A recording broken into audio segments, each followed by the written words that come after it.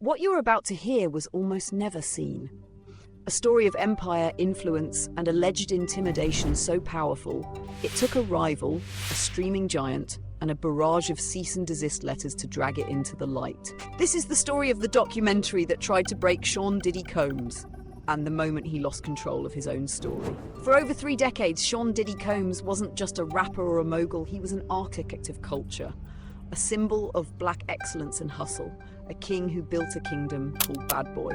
But history teaches us every kingdom has its secrets, and every king has his reckoning. On December 2nd, 2025, Netflix detonated a 4-part series titled Sean Combs: The Reckoning. It wasn't promoted, it wasn't previewed, it was a strategic bomb, and the man at its center fought with everything he had, threatening legal action, deploying his lawyers, and using his own family to stop it. This is the deep dive into that fight, the shocking allegations within, the bitter rivalry that fueled it, and the permanent crack it left in legacy. On Tuesday, December 2nd, 2025, the documentary appeared. 4 episodes, each over 50 minutes, no press run, no celebrity interviews. Industry whispers suggest it was uploaded just 1 day after its explosive trailer dropped, and just hours after Diddy's lawyers served Netflix with a cease and desist letter demanding it not be released. This was a tactical release. The series structure was a careful, escalating indictment. Episode 1, Pain vs. Love, detailed his rise in genius. Episode 2, What Goes Down Must Come Up, turned to his rivalry with Death Row Records and the murders of Tupac Shakur and the Notorious B.I.G., presenting new allegations about his potential involvement. But it was Episode 3, Official Girl, that formed a horrifying core, detailing allegations of abuse within his relationships.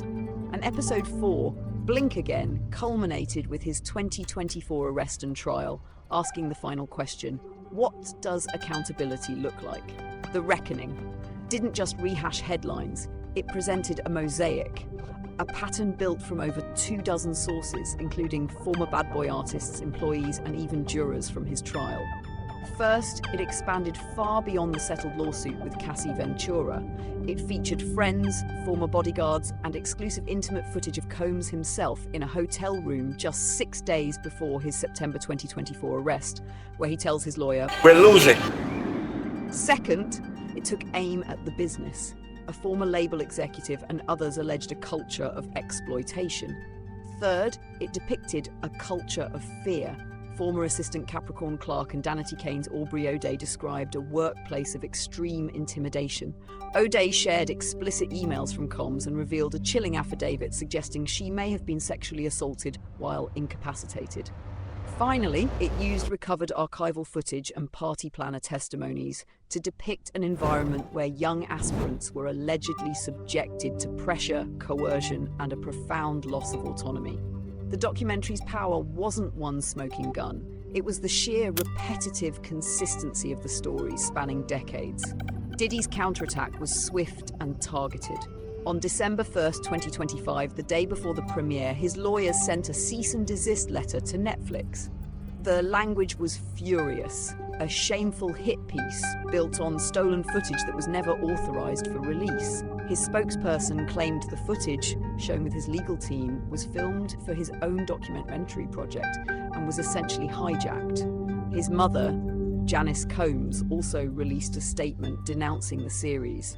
Netflix and director Alexandria Stapleton fired back, insisting the footage was legally obtained and that they had reached out to Combs' team multiple times for comment without response. Commentators asked a piercing question: if it's all lies, why not sue each individual accuser for defamation? Why try to silence the entire film? The attempt to kill the story only made it grow louder. Then came the twist that turned documentary into a personal drama.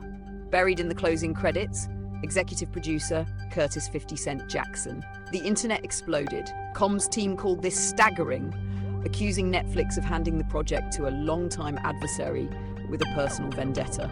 50 Cent, who had been developing the project since December 2023, said his goal was to give a voice to the voiceless and that silence would imply hip-hop was fine with his behaviors. He He immediately took to social media, trolling Combs as he had for years. Netflix stated Jackson was an executive producer, but did not have creative control.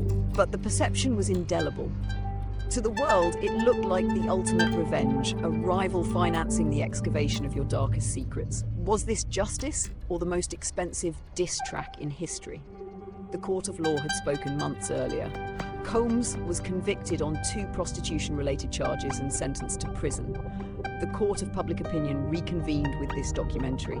The series became an instant hit, viewed 21.8 million times in its first 6 days.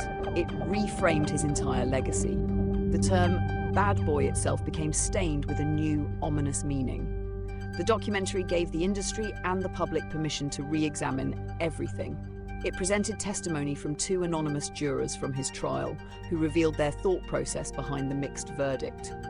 Most consequentially, it served as a powerful public indictment, keeping the allegations in the cultural conversation long after the gavel had fallen.